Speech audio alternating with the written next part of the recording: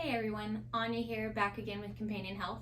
Just want to talk today about stress. So what is stress? Stress is simply the system that protects your body by responding to an internal or an external stressors. Specific types of stressors, they can be mental or emotional. So you got a fight with your best friend, you broke up with your boyfriend, loss of a loved one, something like that would be a mental or emotional stressor.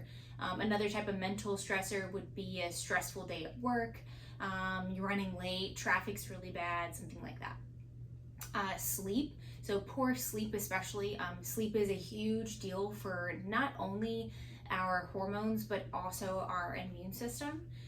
That is a whole stress within itself.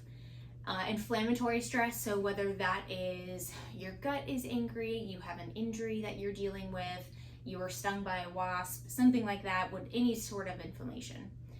Metabolic stressors, so that could be your blood sugar, insulin issues, cholesterol being too high and your liver's having to work really hard, blood pressure, something like that. In terms of stress, perception of that stress is the key part of it. So there's a couple different things that go into how your body and your brain are actually perceiving this stress. So is it something that's a novel stress? So it's something brand new to you, something that your body isn't used to dealing with or that you mentally haven't adapted to. So this would be kind of like the loss of control. So that's like you're feeling out of control and you no longer have a situation where you feel comfortable with it. This is kind of that discomfort and you're having to adapt to it. An unpredictable stress, so this is the haunted house stressor. This is the whatever jumps out at you and you aren't expecting it.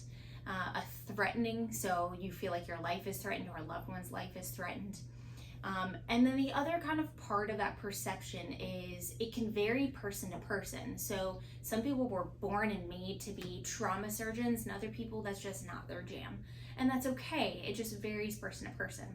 The other part of this is trauma can actually alter the way the body responds to stress. So whether that is, it starts in the brain and actually changes some of those chemical signals.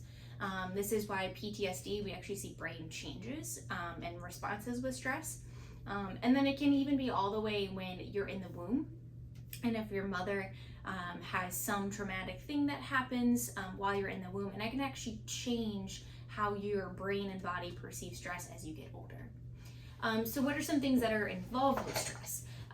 So cortisol is produced by the adrenal glands. It is kind of your main stress hormone. There are receptors in every single tissue in your body. This is why stress can affect your entire body. It primarily elevates blood sugar and blood pressure. It also does have anti-inflammatory effects. So it tends to get a bad rap, but it actually does have some positive effects. Its anti-inflammatory effects work through something called cytokine suppression. So with COVID, what was happening is there's something that called cytokine storm that was happening. Cortisol actually has effects in trying to prevent some of that from being as bad as it could be.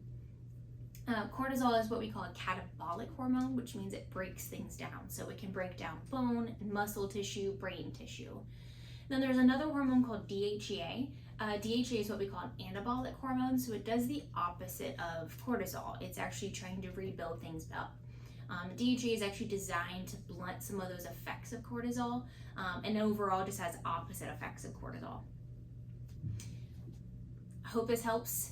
Let me know if you guys have any questions. Thanks.